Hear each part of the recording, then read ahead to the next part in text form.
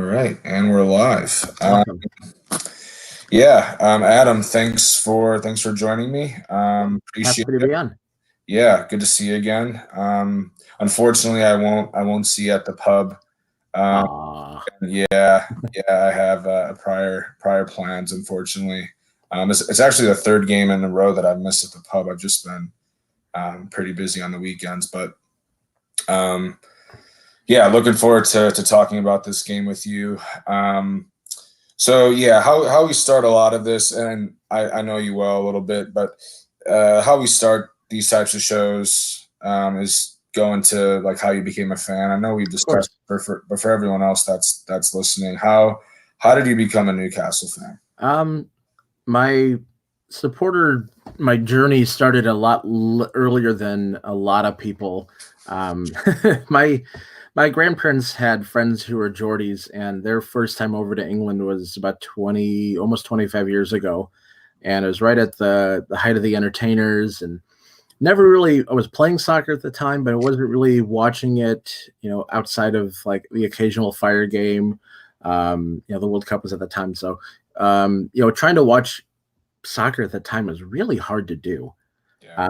So when they came back from England, they brought me back the classic claret and blue away kit, and started trying to get into the team, try to get to know him as much as I possibly could. Occasionally got a Champions League game in midweek. If I was lucky, ESPN2 would show a Premier League game early on in the morning. So that's where it started. So it just would be a chance happening that my grandparents had Geordie friends, and trying to follow them from the Fox Sports World, Fox Soccer Channel days became increasingly easier, but still frustrating that you really couldn't get every match up until 5 years ago. Right.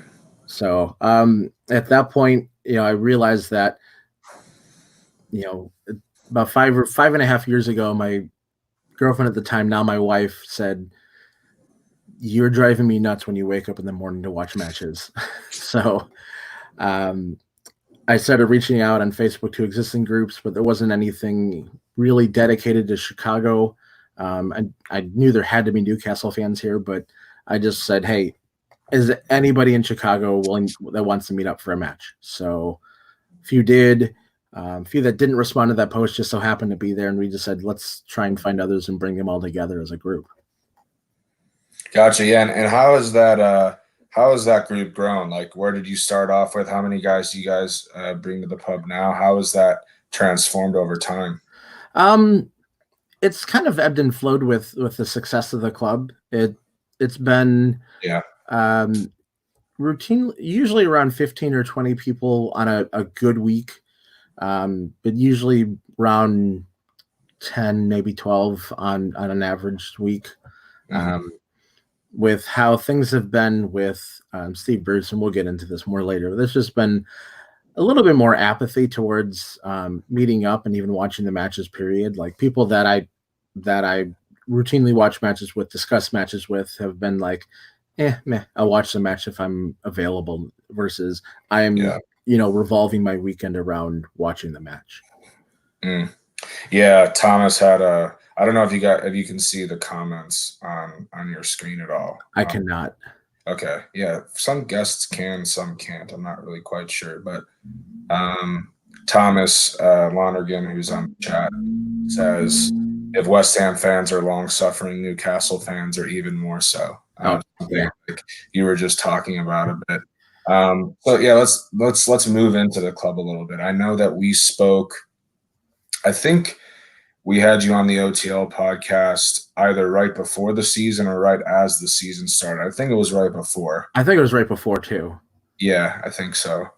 And we had already had a conversation about how your summer went in terms of being a Newcastle fan. There were those takeover talks. It seemed, while not the first set of takeover talks surrounding the club, it seemed that it was one of the more promising sets of takeover talks that you guys have been through. And then, of course, that's simply fell apart. I haven't really read too much into it recently. But you mentioned the word apathy towards the club. That started in the summer. It seems like it's really been extended into the season, no? Oh yeah, it absolutely has. Not just here, but even in Newcastle as well. Right, worldwide, yeah. I mean, that was just 2 or 3 seasons ago. It was really, really hard to find a ticket for any match. It didn't matter who Newcastle was playing with. Now their attendance is down like 6 or 7 thousand a game, and it Yeah. seems it keeps dropping too. So people are starting to really get fed up with. If they weren't already fed up with Mike Ashley and his tactics before, you combine that with the product that's on the pitch, and you're starting to see more and more people not turn up for these games. And speaking about the product on the pitch, I know when we spoke before the season started, I asked you about your expectations for the club in terms of performance, and you said survival. You know, that you didn't hesitate. That's all you said. I'm assuming that given the performance of the team so far, that remains the sole expectation, like the sole, maybe not even expectation, but the sole, like that's Hope. all you need. Hope, yeah. Yeah, it's still the case because the product, like I mentioned before, the product on the pitch isn't very good. You have glimmers of something there, but they can't put together a full 90 minutes. And there's some aspects that I think that could be tweaked, but you have a good core of players, but you just don't have a manager that can bring the best out of them. You're dealing with a manager that is using tactics that have been way out of style and way behind what's the Premier League norm for, Right. I would say, almost a decade. Yeah, I know he was definitely not. Fans were not a fan of the choice to bring in Steve Bruce. I think it also had a lot to do with the fact it had a lot to do with the man that he was replacing. He was replacing a world-class manager, a manager that I think wanted to be at Newcastle, but simply couldn't put up with the lack of funds anymore. I will say, though, I actually, and I'm trying to think, out of all of the other clubs besides West Ham, Newcastle may be the club that I've actually watched the most of, simply due to the games that I've happened to watch. Right. I saw the Wolves match. I saw the United match. I feel like I've seen another match, but really, as of late, the win against United. I know they're not the United of old, but it's still Manchester United. It's still a big scalp for a team that's trying to stay above the drop zone. Yeah, and then a point against Wolves. I think it was a deserved point. The second half, maybe you guys were not maybe you guys were definitely second best. But where I'm getting at is, it seems that yes, you guys aren't the most talented. Yes, you don't have the most desirable manager who plays the most beautiful soccer.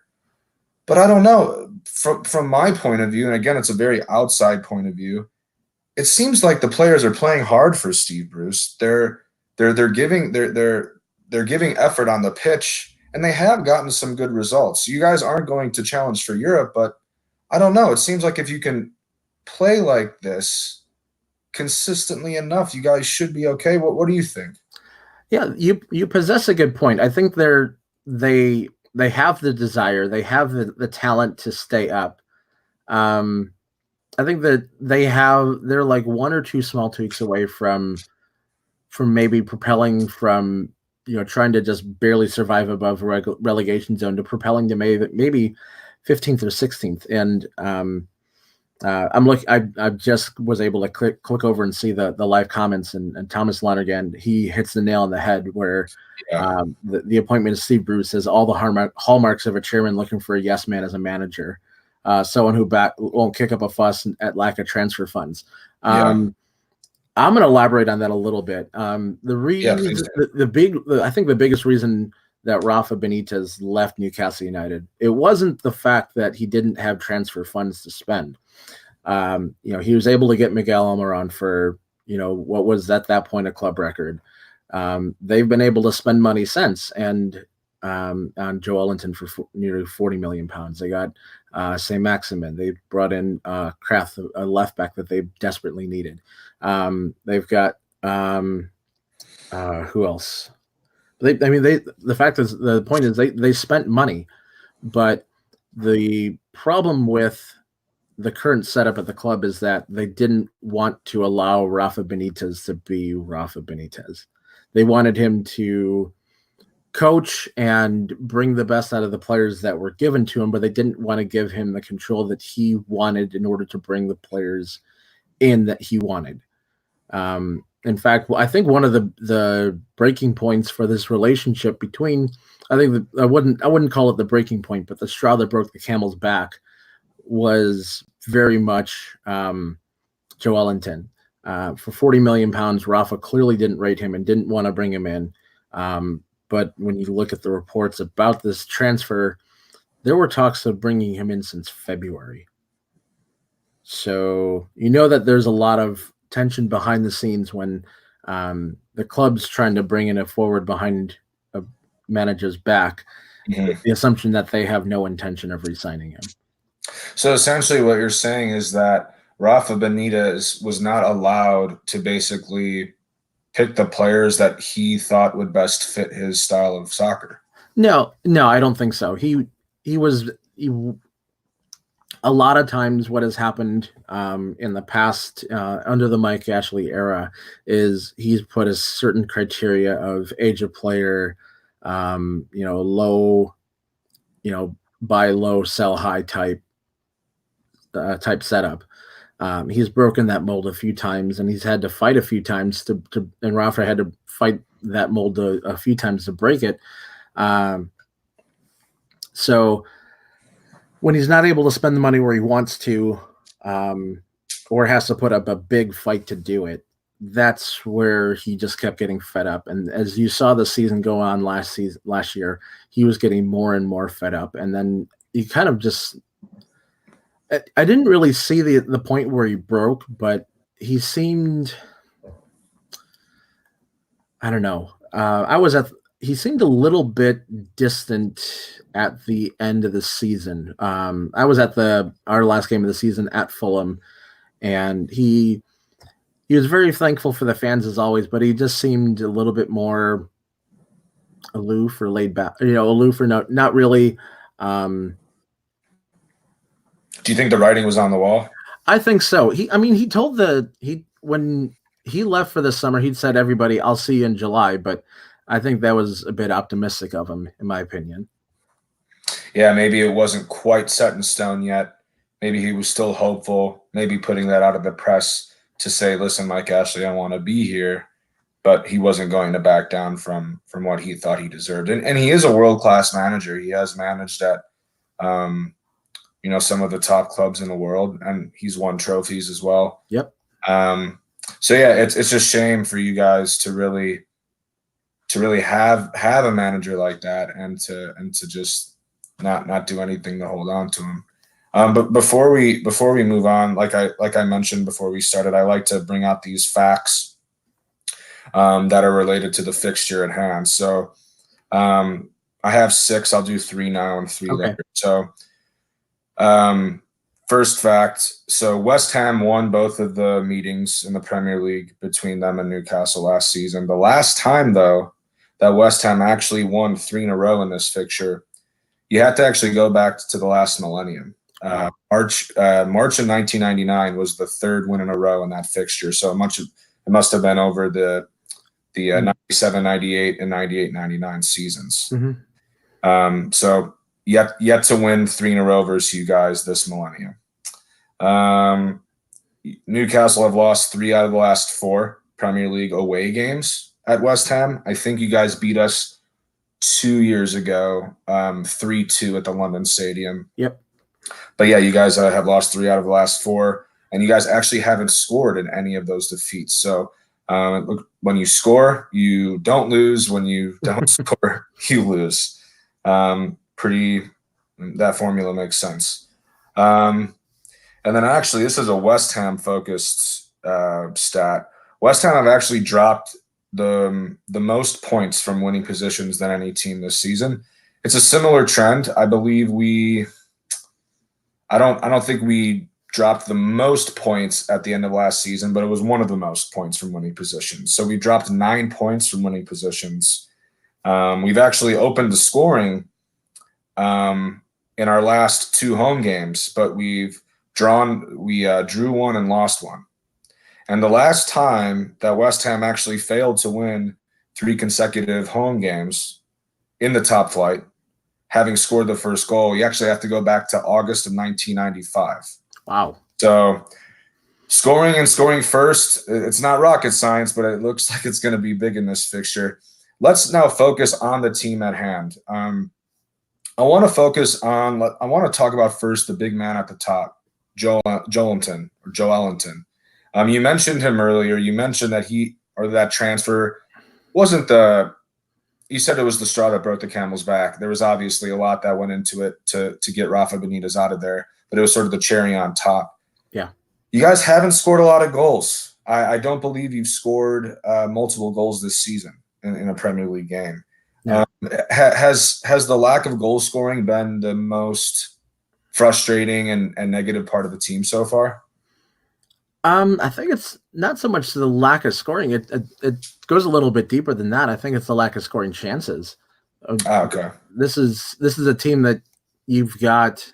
So it's not like you're getting all these chances and just being unlucky. It's just there's really nothing going on at all up top. There really isn't much going on at top. You've got a midfield that's set up more to play to somebody like Andy Carroll's stature versus someone who likes to play at their feet like Joelinton does. So when you have that sort of discord, you're not going to give your 40 million pound striker the opportunities that he wants or needs in order to be more successful. And so what do you think on the flip side? What do you think has been the bright spot of the team so far this season? I think the story of the Longstaff brothers being able to play together in midfield has been a good story. Unfortunately, Matty got sent off last week against yeah, that was a red card. Unfortunately, yeah, it was deserved. It definitely was. And when someone's 19 and or it wasn't Matty though. I think wasn't it Sean? I believe it was Matty Longstaff that got sent off. I thought it was Sean, the taller one. I could be wrong. Let me double check that. One of the Longstaff brothers. Who, yeah, I guess their faces look alike, but one is very short and ginger, and the other's tall and less ginger. Yeah. You're right. It was Sean that got sent off. So, but Matty's come on, and he's been a very pleasant surprise. He's played well. I think having his brother kind of helping him, encouraging him along has been a big help, but he's been able to make his own name. And I've heard that he's in line to get a new deal, and I really hope so for his sake that he does. Yeah, he has been playing well. It'll be interesting to see how he gets on without his brother on the pitch. But he did have an excellent goal against Manchester United. Yeah, he did. It was great, and that was his first start, I believe, for the club. It was. Who has been actually? I had to get to Andy Carroll here. As you know, us West Ham fans have had quite the relationship with Andy Carroll. I don't think anyone ever disliked the person Andy Carroll. From all accounts, he was a good guy. Everyone seemed to like him. He never really made a fuss in the dressing room at all. Obviously, injuries have been the downfall of his career, and West Ham fans just got sick and tired of it, and the board did as well.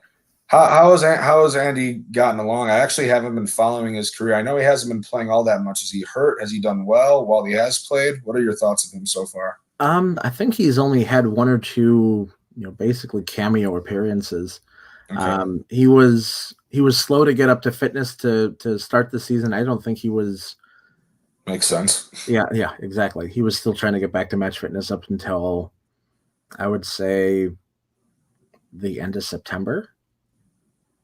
I think, and he's been on the bench a couple of times, but I think he's only featured once or twice. Hasn't really done all that much, and I think that one of the things that has hampered him as well as Joelinton and other strikers that are not named Miguel Almiron, the quality of crossing has not been the greatest for our strikers as well.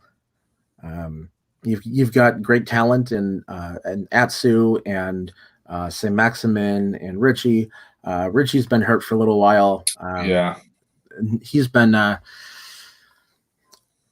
he's that spark plug that of encouragement and energy that he might not have. He might not have the greatest talent on the pitch, but he's somebody that is always a morale booster when he's out there and putting a boot up somebody's ass when it's needed. So he should be back soon.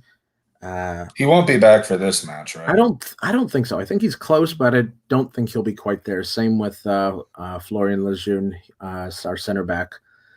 Do you think Carroll will be on the bench at all? Do you think there's a potential to see him? I think that with the opportunity to play against a former club, I think there's a little bit of an extra incentive to do so. And I think that Steve will understand that and give him an opportunity to at least feature on the bench. Yeah, I mean, I just would not be surprised if even if he starts on the bench, he comes on and scores a game. I mean, that's what we're all hoping for. That would just be a dagger at the Linden Stadium. Yeah, classic West Ham. Speaking of how the team in terms of the fixture, how do you guys think you guys are going to set up versus us, or how have you guys been setting up so far this season? It's been 3 center backs, 2 wing backs. For most of the season, it's been Jamal Lascelles, Paul Dummett, and Fabian Scher. Scher's injured, so you'll probably see Federico Fernandez come in. Unless Lejeune's healthy enough to start, not sure that'll happen. But those 3 for sure. You'll probably have Yedlin on the right-hand side. I forget who Jetro Willems will probably feature on the left-hand side. He's been he had that screamer earlier this season. Yeah, that was versus Liverpool, right? Yeah, it was. It was the first goal of the game, and he almost had a great goal versus Wolves as well. It was just a bit wide. Yeah, he looks dangerous on that left side. Yeah. Okay, so some more. We'll round out these fixture stats here since we're about to dive into the fixture. Okay, so Newcastle, you guys have lost your last 3 Premier League away matches. And then last losing more consecutively on the road. That is worded weird. Newcastle have lost their last 3 Premier League away games. Last losing more consecutively on the road in the competition in April 2016. Oh, okay. So you guys haven't lost as many as 3 Premier League away games since you lost 9 in a row in 2016. I'm assuming that was the year you got relegated. That was the year we got relegated. So that was that must have been under. That was after Rafa had come in. He was given 10 matches to turn it around, and he was close, but not quite. Gotcha. You guys have lost more away Premier League games in London than any other side in the competition's history, 77. Though you won your 2 of your last 3 in the capital. So, and then the last fact of the fixture: Newcastle have not scored more than what we were talking about this. They haven't scored more than once in any of their last 10 Premier League games. The last time you had a longer run was from December 2007 to March 2008, which was 12 games, which is your longest in the Premier League. So you guys are just a couple fixtures away from tying that up. So I don't know, and if you haven't, that's fine. I don't know if you're familiar with the West Ham team at all or have watched them play at all. If so, as a Newcastle fan, what have you heard about us? Who are the players that you've been fearing the most? What are you most sort of worried about playing the Irons? Well, first off, now that Chicharito's gone, I have that little bit sense of relief. He always Does he? he always seemed to kill us when he came on. Yeah. You guys are a very well balanced squad, and have your record this year has shown that. I think that as a whole, I'm very worried because it's a very talented side that has the ability to pick apart defenses very well. I think the one thing that's a positive carryover from Rafa's tenure is our defensive core is they're very well disciplined. Yeah. So they're not gonna step out too much. Lascelles will occasionally get caught out, but it doesn't happen very often. You've got a diamond in the rough find from and Martin Dubravka, who just signed a 6-year deal a couple weeks ago. He gave up he gave up a soft that goal against Wolves was a bit soft, but as a whole, he's been very solid. Yeah, he's a good goalie. He's not the greatest in the world by any means, but I think he's very, very solid. I know his first year for you guys, he was really, really good. That goal was a bit soft. He could have easily, but I think he was. See, that's an aggressive type of mistake, right? He didn't want to take any chances. He wanted to get a hand on it. It wasn't a great clearance. Probably should have punched it out. Yeah. Frustrating if I'm a Newcastle fan. Yeah, it is. He looked. It was one of those rare times where he looked unsure of himself, or I don't know if he was just unsure of himself, or he lost his footing or just didn't get the push off that he wanted to maybe, bring that ball in like he usually does. Typically he's very good in the air, and he'll bring those down without any problem. It kind of looked like he didn't get the push off that he wanted to. The ground was a bit soft or whatnot, but when you're 1-0 up late in a match like that, especially in that situation, you got to be a little bit more careful. Right, absolutely. Yeah, from a West Ham perspective, so focusing on our team, our team is a bit in a bit of a rut. West Ham is. We did not win in the month of October in any competition. That included a really embarrassing 4-0 loss to Oxford United in the league. We've been there. Trust me. Yeah. They did just beat Sunderland though. Yes, on penalties. On penalties, yeah. But that actually made it even more frustrating for us because we said, man, if we won, then we would have played another League One team. And, a couple of the matchups in that League Cup round were Premier League giants. You had Chelsea, United, Liverpool, Arsenal. So, 2 of those teams were going to be eliminated. Right. But yeah, I digress on the League Cup. We have been in poor league form. And actually, I read a tweet. I didn't verify it, but I'm assuming it's correct. We actually have not won a league game in October for 3 seasons. Wow. So a bit weird. I could be incorrect. It was a tweet, but I'm assuming it was. We have been in a bit of a rut. As I mentioned in one of those facts, our last 2 home games, we've taken the lead, and we've actually only gotten 1 point.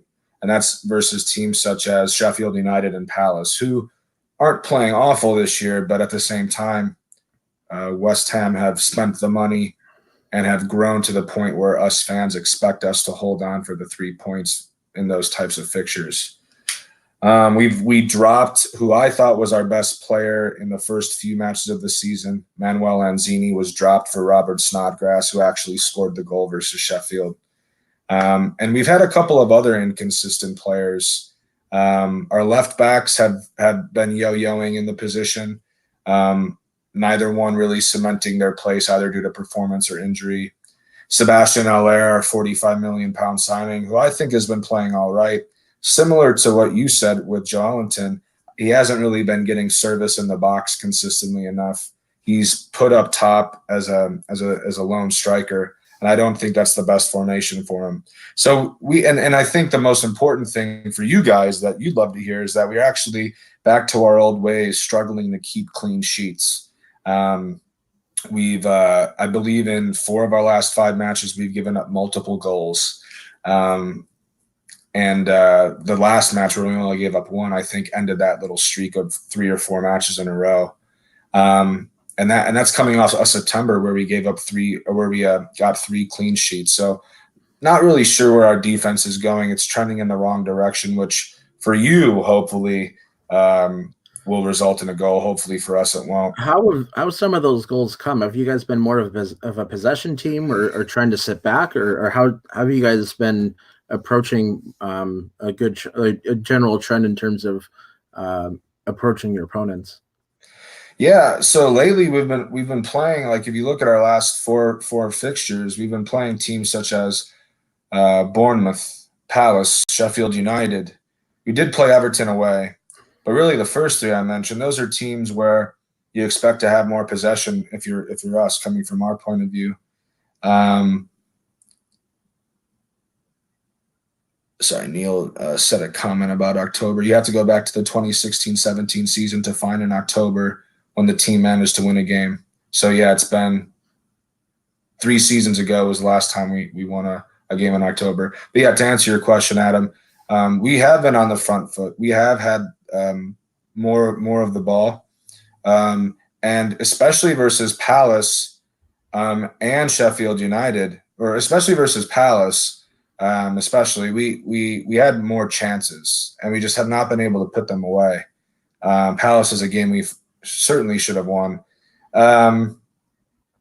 So yeah, I mean, I guess we have been on the front foot more. I think we will continue to look to be on the front foot versus Newcastle, especially given their lack of an attacking presence so far this season. Yeah, one of the things that even under Rafa, and it's carried over once again, just because Steve Bruce can't really institute anything new, because I don't think anybody trusts him to institute anything new.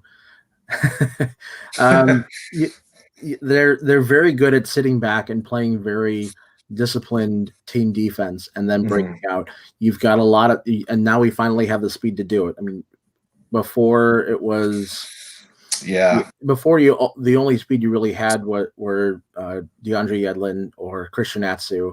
Now you have Saint-Maximin, you have Miguel Almiron, you have Willems is decently quick for as big of a guy as he is. Yeah. But you've got a lot more speed to get forward than we've had in the past. And I think on the Line podcast, I mentioned that this is probably one of the fastest teams I've seen Newcastle have in a long time. You did mention that, I remember. And that is something that I have been worried about watching Newcastle. I feel like Saint-Maximin is really lively on the ball, confident. It's definitely not short on confident. No. Sometimes a little too confident. Definitely too confident. But I actually like him as a player. I think he really brings a lot to your team, especially given that you are a team that has struggled to put the ball in the net. I'm not worried about Joe Allenton. And maybe that's due to what you were saying earlier about him not getting service. Maybe it's due to the fact that maybe he's not worth $40 million. Maybe Rafa was right. I tend to lean towards that. I think it's a little bit of column A, a little bit of column B. Yeah. But I'm definitely nervous about the wings. West Ham always just seem to give up that golden chance, 1 or 2 really good chances, and teams just seem to put it away on us. I wouldn't be surprised if we didn't keep a clean sheet. And we'll get into predictions now, given that we're talking about it. Yeah. I always let the guest go first, so sure. I did have something to say before the prediction. Yeah, before we get into that, I want to go back to Saint-Maximin. He's a very lively player, very confident in the ball. I think he's one of the top dribblers in Europe this season. Oh, okay. That's a double-edged sword, because yes, he's one of the top dribblers in Europe, but that also means that he probably isn't passing the ball as much as he should. There's a video went viral from Newcastle's training a few weeks ago where he scored this beautiful individual goal, dribbled through 3 or 4 people, and you can hear Steve Bruce in the background the entire time. Just I saw that. Pass. I felt like I was watching Goal the Dream Begins one more time.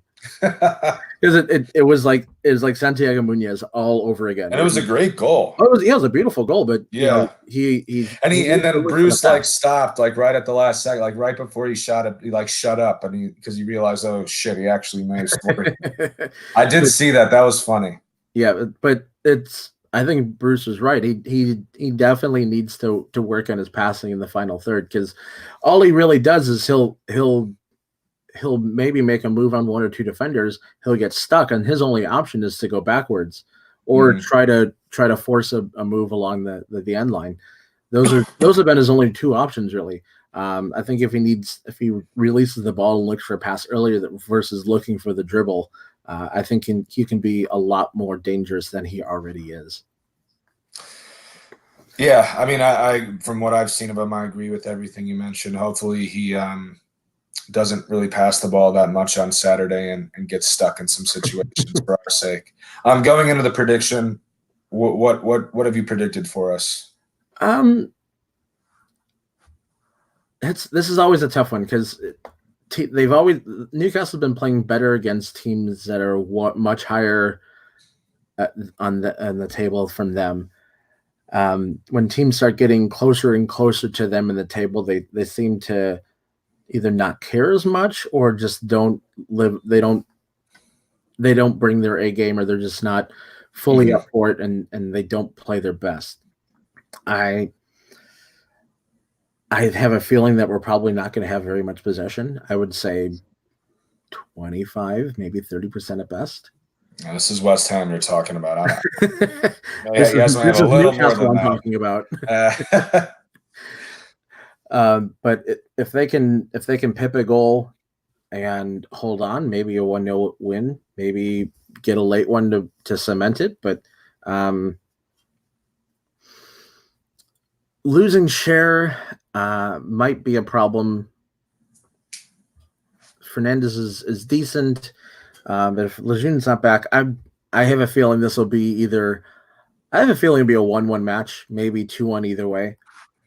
I don't see a whole lot of firepower going into this match on either side.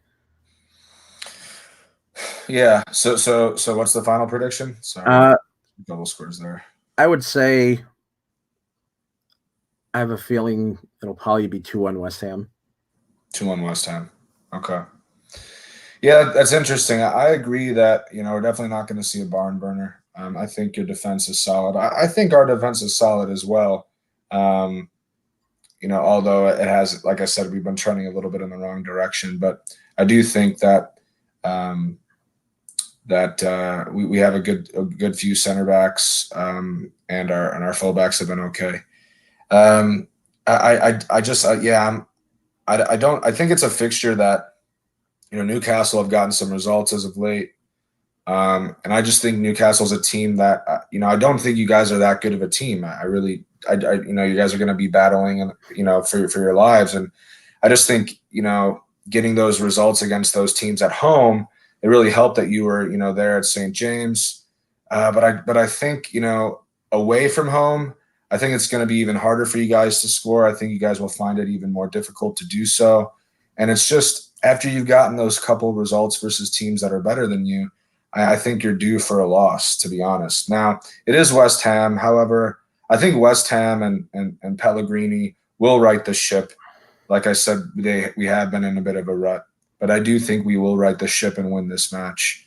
It won't be a barn burner. I'm actually going to go 2-0. I'm just going to continue with the theme of you guys have been struggling to score. And I'm also just going to sort of trust in Pellegrini to right the ship against a team that has struggled to create any attacking threat. So I'm going to go 2-0. I hope we're both right. I hope one of us is right. That would mean we're 3 points further. Yeah, and once again, I was hoping that we would keep Rafa, but I don't blame her for leaving because I always love, the managerial master classes you see, Rafa against somebody like Pellegrini or some of the big teams. It's always interesting to see how he plays those matches and how he brings he brought his A game to the table as well.